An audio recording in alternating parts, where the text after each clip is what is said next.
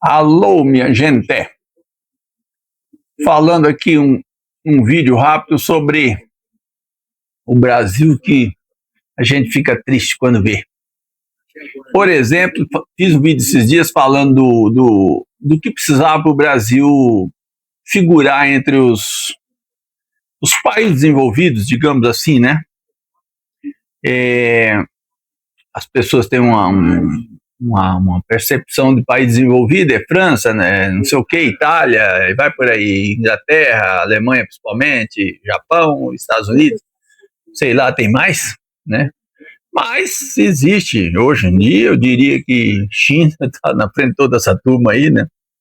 Mas eles fazem um critério baseado em Banco Mundial, não sei mais quem, que país desenvolvido é aquele cuja população toda tem um padrão de vida não parecido, porque não tem nenhum país no mundo que tem a população tem padrão parecido. Estados Unidos é um dos países com maior, como é que fala? Maior diferença de renda, né? Tem os achatados de baixo, os desempregados, os moradores de rua, como tem no Brasil, tem muitos lá, perderam suas casas, né, as hipotecas que eles chamam, e tem é um país do mundo que mais tem bilionários, né, bilionários e até acho que trilionário tem um ou dois também já, né, 2 ou 3, não sei. Pois bem, então esse critério para desenvolvido, o Brasil está longe ainda, né, porque por aqui, tal como na Índia e tudo mais, a gente ainda tem muitos bolsões de pobreza, falta de água, esgoto, rede fluvial, rede não sei o que, né? E por aí vai, eu diria que saúde é muito desigual no Brasil, né? Então há critérios aí para ser desenvolvido. E por isso que eu digo que o Brasil pode escalar rapidamente aí, né? Principalmente não, talvez buscando hoje o que é a China, né? A China está acabando com sua pobreza, né? O Brasil está acabando com a fome, né? Mas a pobreza está muito longe, né? Favelas e comunidades pobres demais aí estão por todos os lados, né? Moradores de rua, então nem se fala. E aí você vai ver os passos para melhorar. Tá vendo aqui na Carta Capital? E acho que eu vou tentar pôr uma tela, fazer crédito à Carta Capital. É um veículo que admiro muito, né? E mostrando, por exemplo, a taxa de juros, que ontem os Estados Unidos baixou a taxa de juros, no mundo já era 4 e pouquinho, né? Entre 4,25 e 4,5, baixou mais ainda, né? E o Brasil, isso bruto, aqui no Brasil, bruto é 15. Quando você vai ver o bruto, o líquido, o Brasil tem a segunda maior taxa. Porque como que funciona? Já tentei explicar para as pessoas que não entendem. Eu gostaria que todos entendessem, porque é muito importante essa parte, né? Não precisa aprender hoje, mas procure aprender, gente, porque é pelos nossos bolsos que eles nos arrebentam. Aprendam isso. E quando você tem uma taxa que está aí falando isso aí, 15%, ninguém vai achar nada com 15% ao ano. 15% ao ano, porque juros se mede ao ano no mundo inteiro. Aqui no Brasil tem a mania de se falar juro 15%, qualquer coisa que um cheque especial é 15% do Brasil. Mensal, certo? Mas como o motivo, isso aí já falei em outro vídeo, o motivo do vídeo não é esse, é falar da Selic. A Selic anual, a taxa dela é 15%. Quando você desconta a inflação, o Brasil tem paga uma taxa real de juros para os seus aplicadores de 9,51, né? Eu acredito. Isso era o que estava até o ano passado, porque esse ano já está correndo aí por baixo, já tá, a inflação já está correndo a menos de 5, então oficial do ano passado também foi isso, né? Então você, na verdade, não tem só 9,51, tem 10%. Vamos arredondando aí para entender. 10% é a taxa real. A pessoa aplica o dinheiro lá, tira a inflação dele, do dinheiro aplicado, especulativo, sobra 10% ao ano. Em 10 anos ele dobra o capital sem fazer nada. Tomás Piketty, um grande economista francês que tem um staff violento, mais de 700 pessoas, ele é professor de Sorbonne em Paris e tem as pessoas que ganham para assessorá-lo, né, para ele fazer apanhados mundiais. Diz que quando você tem uma taxa de juro de 1% ao ano, líquido, descontar todas as coisas que tem que descontar, você está muito bem pago. Certo? Aqui no Brasil é 10%.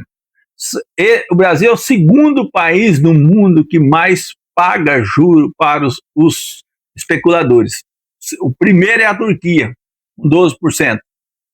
E o terceiro, pasmem, é a Rússia, que está em guerra com 4,8%. Certo? Então, gente, vejam vocês que não tem como aguentar, o país não dá conta de aguentar essa taxa de juro miserável. É o povo, é os pobres, os trabalhadores que pagam isso, gente. Os trabalhadores, aquele que financia a casa própria, aquele que compra carro a prazo, aquele que compra geladeira a prazo, e mesmo quando compra à vista, tá?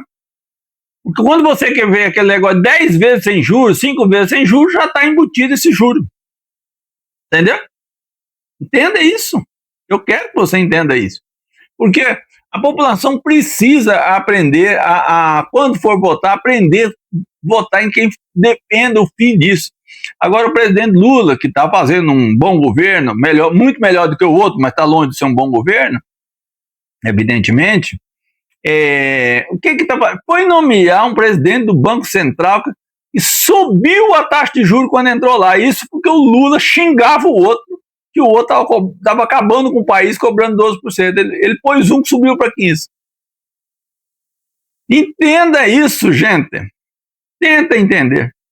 Então, é um negócio, aprovou ontem, a taxa de juros é o segundo ou terceiro mês, que se mantém em 15%, mesmo com todas as finanças, dólar em baixa, tudo em baixa, mesmo com as confusões que está dando, o Trump está perdendo de 1-0 para nós, e a taxa do dólar está em baixa, entendeu? Está em baixa, é a maior taxa em 15 meses, certo?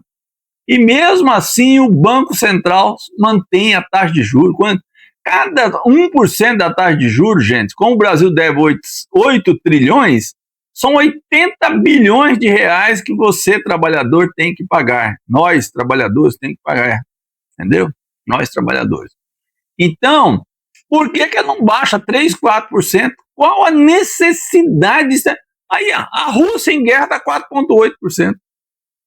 Então, 4,8% aqui daria para, quando tirar os 5 nossos, aqui daria para manter isso a 9,8%. Sabe quanto que o governo ganharia na hora? 5 vezes 80 dá 400 bilhões de reais para investir, meu amigo, minha amiga. É muito dinheiro roubado para os especuladores, roubado pelo Banco Central do Brasil, cuja toda a diretoria é nomeada pelo presidente Lula. Vai entender, entendeu? Na política, o Lula está fazendo um governo, beleza, né? Uns preços, alguns preços muito bons, outros nem tanto, né?